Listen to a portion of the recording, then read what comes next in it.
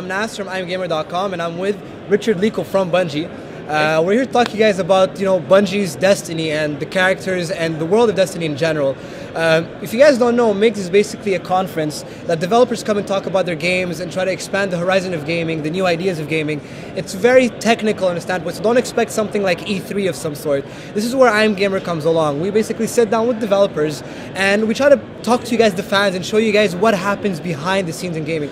So Richard, before we go, just could you tell them what do you do at Bungie exactly? Well, I'm principal animator at Bungie. What that means is I get to work directly on the content, work directly on the game, and try and craft performances that are fun to play and that draw you into the universe. All right. Now, when you talk about the games, what are the games you worked with at Bungie right now? Like, have you worked on past projects, or your project is only Destiny for now? Well, right now it's only Destiny.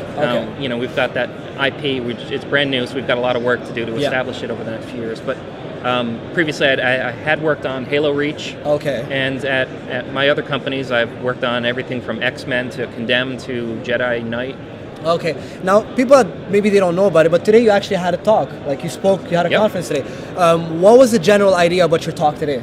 Well, it was a bit technical, but to sum it up in a way that most people would understand, it was mostly about how we can leverage animation to really draw in the user and to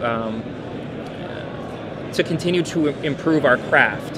To make it so we're thinking more about the future and how animation is going to evolve over the next few years. Okay, so basically you're talking about the character animation or the world animation as a whole? Oh, character animation. Yeah, full-on character animation. Yeah. All right. A lot of the examples I used was the player from Destiny. And how we handled the player. Okay, and basically, so you guys created, like your team or your division created basically all the animation for all three classes, is that right? Yeah, all three player classes, and then all the combatants, and even some of the vehicles, and we had a separate team do cinematics. Okay, I see. Well, I'm a fan of the Warlock, so can you tell people, like, I'm a huge fan of the Warlock, all right? So tell everybody, like, how the idea of a Warlock came to be, like, first of all. Well, we really like the idea of a thinker. A thinker. Somebody that really strategizes the field and can hang back a little bit and do some damage from afar. So off of that concept, we then built like the visuals around it. Like, he wears cloaks, and he wields like space magic. And that led to, well, how does he use all of that information that we've then figured out? And that's where we came to, like, jumping in the air and throwing this huge bit of space magic, because that's super fun. I see. Well, yeah, it is a lot of fun. Like, for example, I'm not gonna lie to you, blinking all around the place, shooting people all around. That was like one of the high points for me in Destiny. Well, like, how did you guys come around the idea of building three separate classes like that and balancing all three of them at the same time in terms of, how to make them appealing? The animations are unique to each and every single one of them. Like, what was the philosophy behind every class? Well, we wanted to give the player enough diversity that it would allow them to invest in their character. So, if you chose a hunter, then you could start, building up some of his abilities, and it's kind of like a chess game, figuring out what attributes to build on that character that really show you as a gamer, that speak to you. And by doing three different classes and then two builds for each class, it really gives the player a chance to express themselves and to find something that they like. Now, what was your pet peeve in terms of all three classes? Like, what was, like, as we say in French, your coup de cœur? Like, what did you love the most about all three classes, like, that you worked with hands-on in terms of Destiny characters? Oh, man, I love making the supers. Yeah? The supers were a lot of fun. I had the rare privilege of being able to be the animator that worked on those.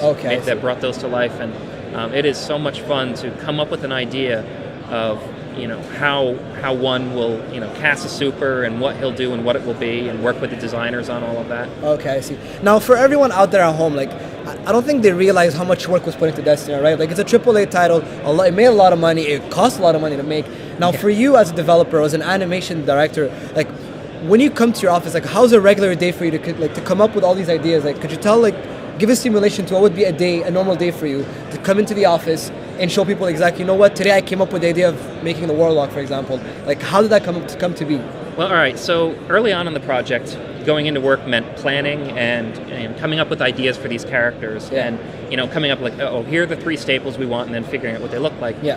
During production, that was the most interesting part for me, because what that meant was we'd come in and we'd be making the little teeny weeny chunks that bring it all to life.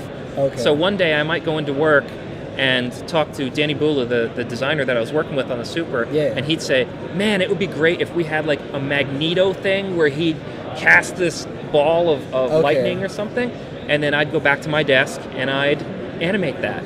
Okay, I see. And then he'd say, well, this is working, this isn't working, and we'd constantly go back and forth and build on that. And it just made going to work so interesting to know that each day is going to be another opportunity to make something like that. Well, sometimes, I don't know if you go on Reddit and you read a lot of the memes that go around the internet, a lot of the times they picture, video game board directors talking about, the stupidest of ideas, and that's basically how they come up with an idea of making a game. Like, what would be your take on that? Oh, we've come up with plenty of bad ideas. You just, they don't ship, right? Care to share with some of them?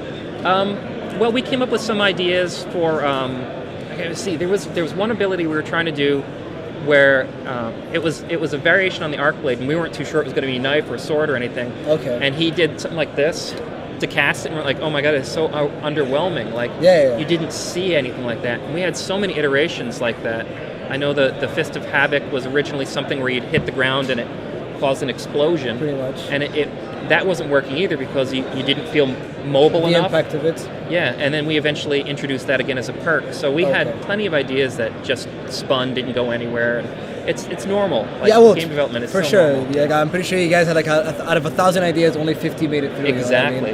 Yeah. Now, how do you see the evolution of Destiny taking place in terms of character-wise? We're not talking about story. We're not talking about just the characters of Destiny and the world you built around those characters. How do you see them developing in future iteration? Because let's be honest, you guys said it was a 10-year project, and 10 years is a fairly long time. Yeah, it is. So how do you see, like, for example, these 3 classes evolving with whatever you have coming up in the near future? Well, right now, one of the things that we're doing is sharing a lot of the gun wielding between all 3 classes. Yeah. So when you fire an AR as any one of the 3 classes, it's going to feel the same. Yes. And it's going to look the same.